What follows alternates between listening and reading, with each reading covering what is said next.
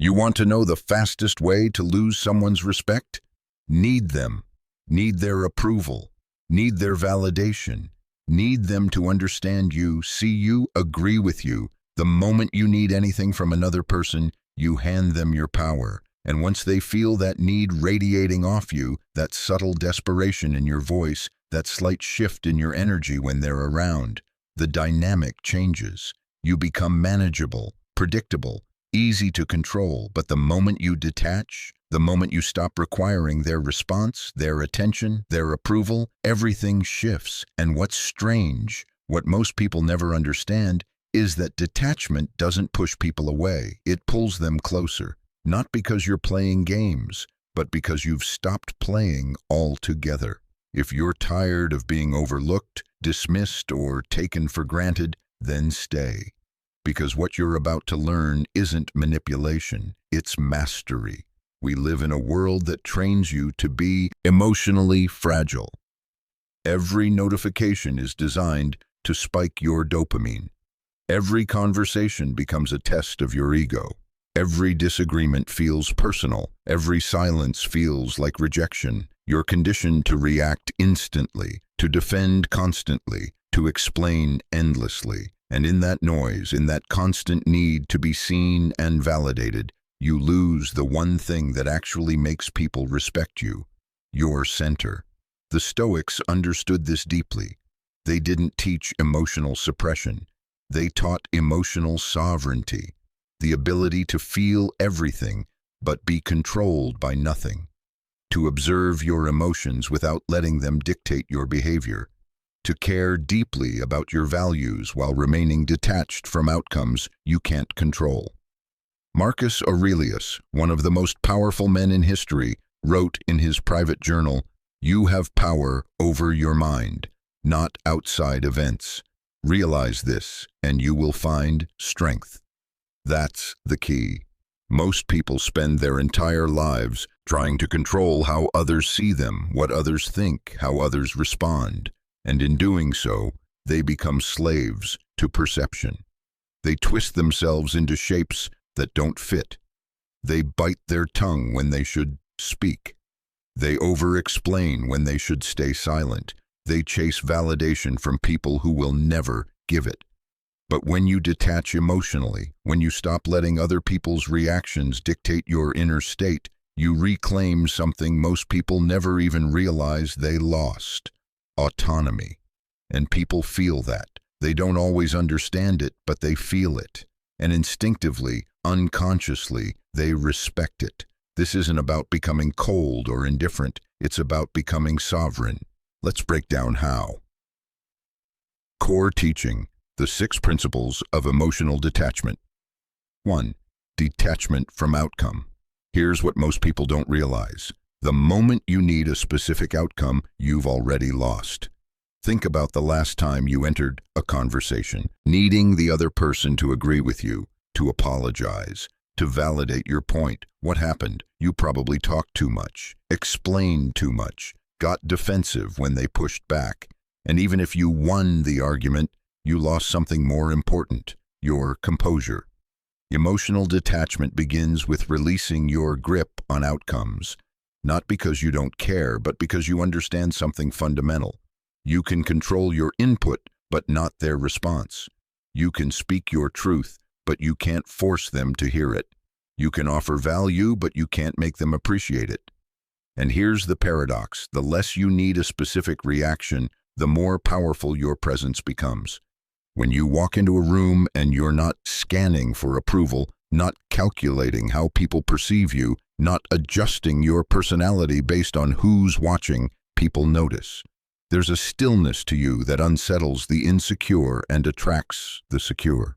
Because most people are performing constantly, but you're not. You're just present.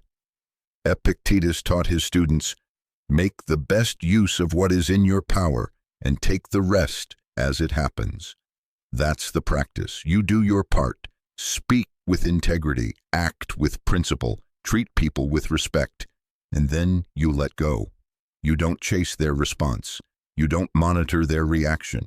You don't spend the next 3 hours replaying the interaction, analyzing their tone, wondering what they really meant. You said what needed to be said. You acted in alignment. The rest, not your burden. And when you start living like this, something shifts. Conversations become easier because you're not trying to manage them. Conflicts become simpler because you're not attached to winning. Relationships become healthier because you're not clinging. You show up fully, but you don't collapse when things don't go your way. That's power. Quiet, unshakable power. Most people will never understand this because they're too busy. Controlling the narrative, controlling how they're perceived, controlling how others feel about them. But control is exhausting. Detachment is freedom. You stop needing them to get it. You stop needing them to change. You stop needing them to validate your choices. And in that space, you become someone they can't manipulate, can't guilt, can't throw off balance. Because you're not anchored to their opinion. You're anchored to your own integrity. And that, more than anything else, earns respect. 2. Detachment from reaction. Someone disrespects you. Someone lies. Someone tries to provoke you. What do most people do? React. Immediately, loudly, emotionally, and in that moment, they've lost. Because the person who can trigger your reaction controls you. This is where detachment becomes strategic. It's not about pretending you don't feel anger, frustration, or hurt. It's about creating space between the stimulus and your response. That space, however small, is where your power lives. When someone insults you and you pause instead of snapping back, you've just done something most people can't. You've interrupted the automatic pattern. You've refused to dance to their rhythm. And in that refusal, you've shown something that makes people uneasy: self-control. The Stoics practiced this daily.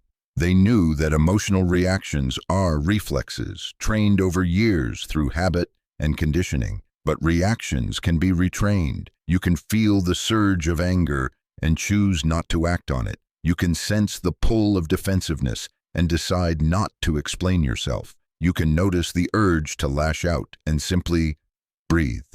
Seneca wrote, "The greatest remedy for anger is delay." Delay, not suppression, not denial, just space. Time to think, time to ask yourself, does this deserve my energy? Does this person deserve my reaction? Is this building what I'm trying to build? Or is it just feeding my ego? Most conflicts aren't solved by better arguments. They're solved by better restraint. And here's what happens when you master this. People stop testing you, because testing only works when there's a predictable response. When you don't give them that reaction, when you stay calm while they escalate, when you smile while they try to provoke, when you simply don't engage with the bait, they lose interest. Not because you're weak, but because you're unreadable. And the unreadable are untouchable. Think about the people you respect most. Chances are they're not the loudest. They're not the ones constantly defending themselves. They're the ones who stay composed under pressure. The ones who don't flinch when challenged. The ones whose silence says more than most people's speeches. That's the goal. To become someone whose emotional state isn't tethered to external chaos. To walk through storms without being swept up in them. This doesn't mean you never respond. It means you respond with intention, not impulse. You choose your battles. You speak when it matters, not just when you're triggered. And when you do speak, your words carry weight because they're not soaked in emotion. They're rooted in clarity. Detachment from reaction is what separates the reactive from the deliberate, the weak from the strong, the boy from the man.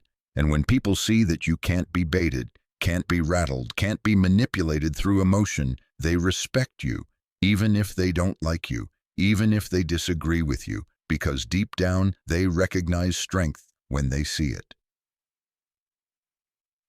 3. Detachment from validation. This is the big one, the one most people never escape. You make a decision, you start a project, you change your life, and immediately you start looking around, checking, measuring. Did they notice? Do they approve? What do they think? And just like that, your power is gone. Because the moment you need external validation, you've given strangers the keys to your self-worth. Emotional detachment means building an internal reference point. It means knowing deeply, quietly, that your value doesn't fluctuate based on who's watching or what they're saying. You don't need applause to know you did the right thing. You don't need agreement to trust your path. You don't need recognition to feel worthy. This isn't arrogance, it's alignment. Carl Jung said, "The privilege of a lifetime is to become who you truly are." But you can't become who you truly are if you're constantly shape-shifting to match other people's expectations. You can't build a life of integrity if every decision is filtered through what will they think. The people who command the most respect aren't the ones performing for approval. They're the ones who've stopped performing altogether. They know what they stand for. They know what they're building, and they move forward whether you clap or not. That's magnetic, because most people are desperate to be liked. They'll twist their words, hide their opinions, change their stance, all to avoid judgment. But when you encounter someone who doesn't need your approval, someone who's polite, respectful, but clearly not performing for you, it stops you. It makes you pay attention. And here's the irony. The less you need validation, the more respect you receive. People respect authenticity. They respect consistency. They respect the person who doesn't change their energy based on the room they're in. The person who says the same thing in private that they say in public. The person whose values don't shift with the crowd. But that only happens when you detach from the need to be validated. And yes, this is hard, because we're wired for belonging. We're social creatures. Rejection hurts. Disapproval stings. But here's the truth. If you're living for other people's approval, you'll never build anything meaningful. Because meaningful work, the kind that lasts, almost always starts with misunderstanding. The disciplined are called obsessive. The focused are called antisocial. The principled are called rigid. Let them misunderstand. Let them judge. Because while they're busy critiquing your choices, you're busy building a life they'll never have the courage to attempt.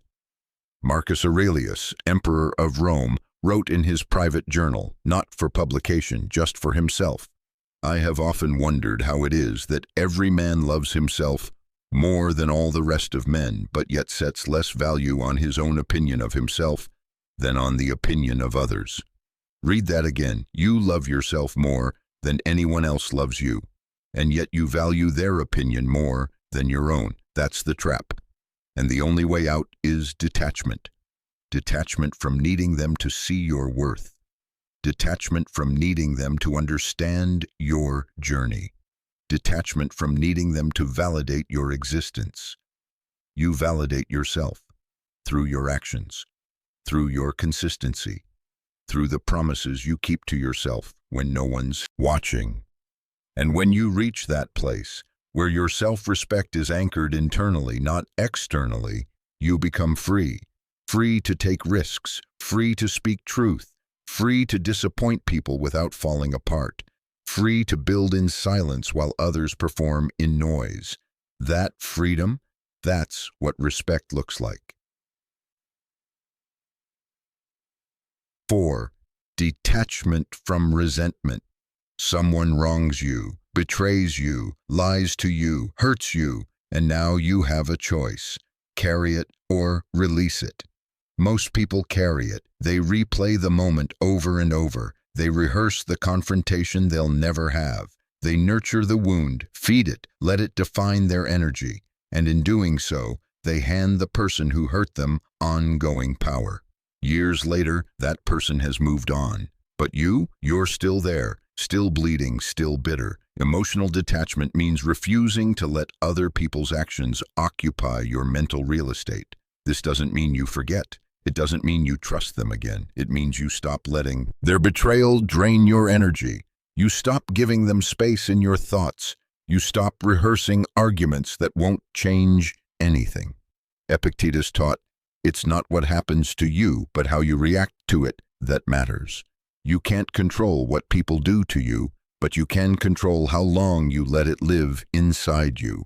Resentment is a poison you drink hoping the other person dies. It doesn't work. It never works. They're fine, you're corroded, and the longer you hold on to it, the more it warps your perception, your relationships, your peace. Detachment from resentment isn't weakness, it's strategy. It's choosing your mental clarity over their wrongdoing. It's deciding that your energy is too valuable to waste on people who've already shown you who they are. And here's what happens when you release it. You get sharper, lighter, faster, because you're not dragging the weight of old wounds into new rooms. You're not filtering every interaction through past betrayals. You're present, clean, focused. People respect that. They respect the person who got burned but didn't become bitter. The person who was betrayed but didn't close off. The person who endured pain but didn't let it turn them cruel. That's strength. Real strength. Not the loud, performative kind. The quiet, enduring kind. And when people see that you don't carry grudges, that you can acknowledge hurt without being consumed by it, they trust you more. Because they know you won't weaponize their mistakes. They know you're not the type to hold things over their head. They know you've mastered something most people never will, the ability to feel pain without letting it define you. This doesn't mean you become a doormat. It means you set boundaries without bitterness. You remove people from your life without drama. You protect your peace without needing revenge. You just move on, not because you're weak, but because you're free. 5. Detachment from emotional labor. There are people in your life who drain you, not because they're bad people, but because they require constant emotional management. You have to watch what you say around them. You have to manage their moods. You have to absorb their chaos and somehow stay centered. And after every interaction, you feel exhausted.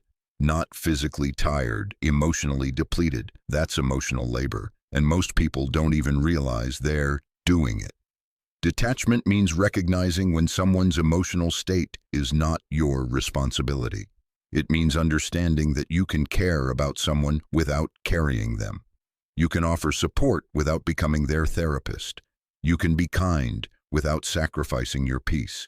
The Stoics drew a clear line between what's in your control and what's not. Someone else's emotional regulation, not your job. Their happiness, not your burden. Their reaction to your boundaries, not your problem. This is hard for empathetic people because you care, you feel their pain, you want to help. But here's the truth. If helping them means depleting yourself, it's not help. It's codependency. Real support looks different. It looks like being present without absorbing. It looks like listening without fixing. It looks like holding space without losing yourself in someone else's storm. And when you learn to do that, when you can care deeply but not carry heavily, you become someone people respect. Because you're not desperate, you're not clingy, you're not trying to save them. You're just solid, stable, there. That stability is rare, and it's magnetic. Most people are looking for someone to fix them, save them, complete them.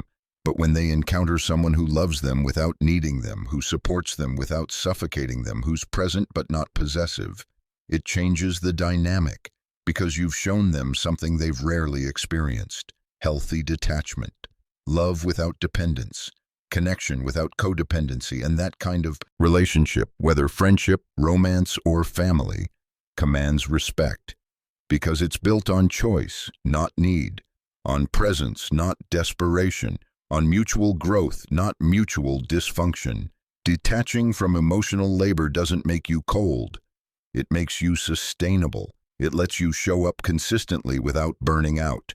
It protects your energy so you can actually be there for the people who matter instead of spreading yourself so thin that you're no good to anyone.